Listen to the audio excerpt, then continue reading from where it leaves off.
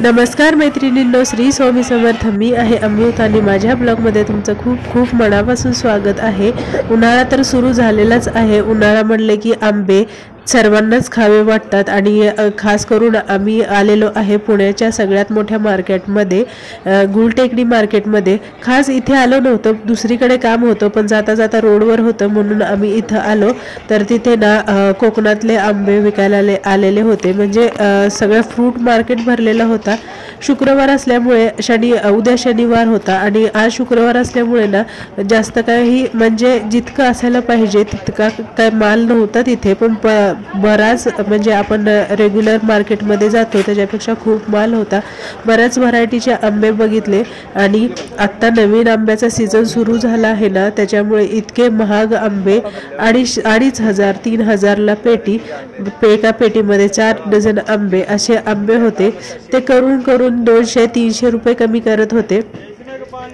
तर आम्ही काय तिथले आंबे घेतले नाही, कारण म्हणलं अजून 8-10 दिवस गेले तर कमी दरात होतील. आणि तसंच झालं. आम्ही खरं तर हा व्हिडिओ थोडासा लेट अपलोड करते आणि हे 10 दिवसांनीच बघा आंब्याचा आता इतका रेट उतरलेला आहे. तर आम्ही विचार केला मार्केटमध्ये आलेलोच आहोत तर काहीतरी घेऊन जाऊया.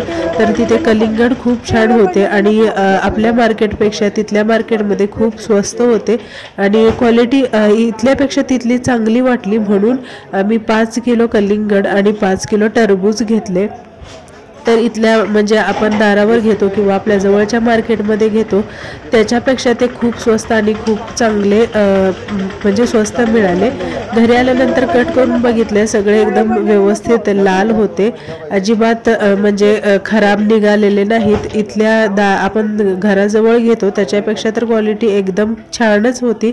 तर तिथे गेल्याचा एवढा एक फायदा झाला. आणि रियांशला बघा ऑरेंज घ्यायचे होते, खायचे होते, पण त्याला थोडीशी सर्दी असल्यामुळे ना ऑरेंज आम्ही घेतले नाही. ऑरेंज पण होते पण बऱ्यापैकी, एवढे काही खास नव्हते. मग तिथल्या आजोबांनी एक ऑरेंज तसंच दिलं त्याला सोलून खायला आणि बघा तेवढ्यातच तो खुश झाला.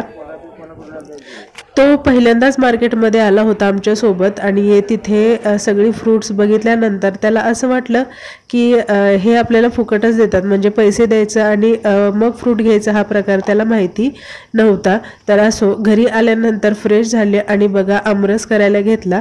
आणि आंबे आम्ही दुसरीकडून आणलेले कारण तिथे पेटीच घ्यावी लागत होते. 1-2 डझन घेऊन म्हणजे देत नव्हते. पेटी घ्यायचं म्हटलं तर ती खूप महाग पण जात होती आणि एवढे आंबे संपणार नव्हते म्हणून आम्ही घेतले नाहीत. 1 डझन आंबा घेतला आणि त्याचा आता आमरस बनवते.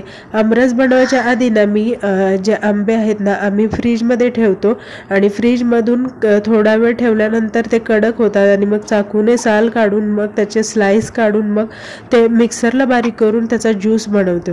असं केलं ना आपल्याला असं जास्त हात पण खराब होत नाही आणि पटकन आमरस होतो असं मला तरी वाटतं.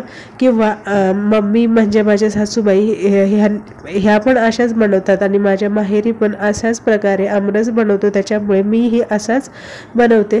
तर आज पहिल्यांदा आंबे आणले होते घरी आणि आंब्याचं सीझन आत्ता सुरू झालं आहे ना, त्याच्यामुळे पहिल्यांदाच आणलं होतं. आणि आमरस, चपाती, भात, भाजी असाच आजचा जेवणाचा मेनू होता.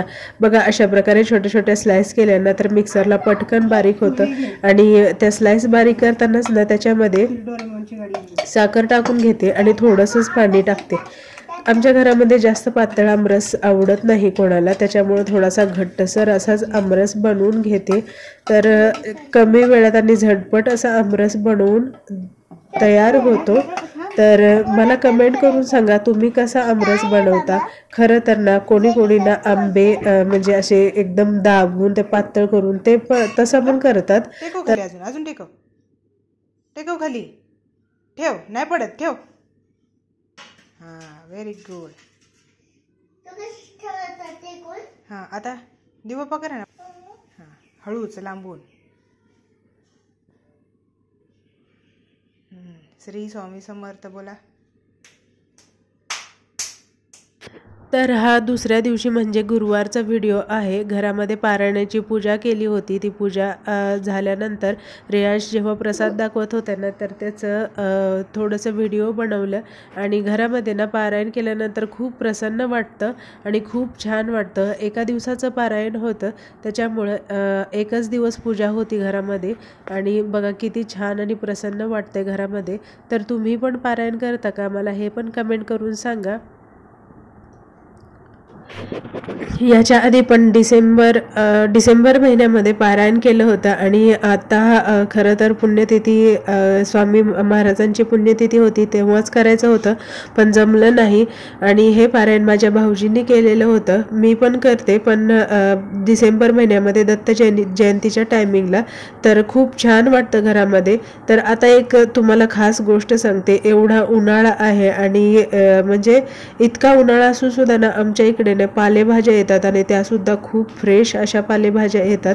तर ही एक चांगली गोष्ट आहे, उन्हाळ्यात सुद्धा आम्हाला पालेभाज्या खायला मिळतात।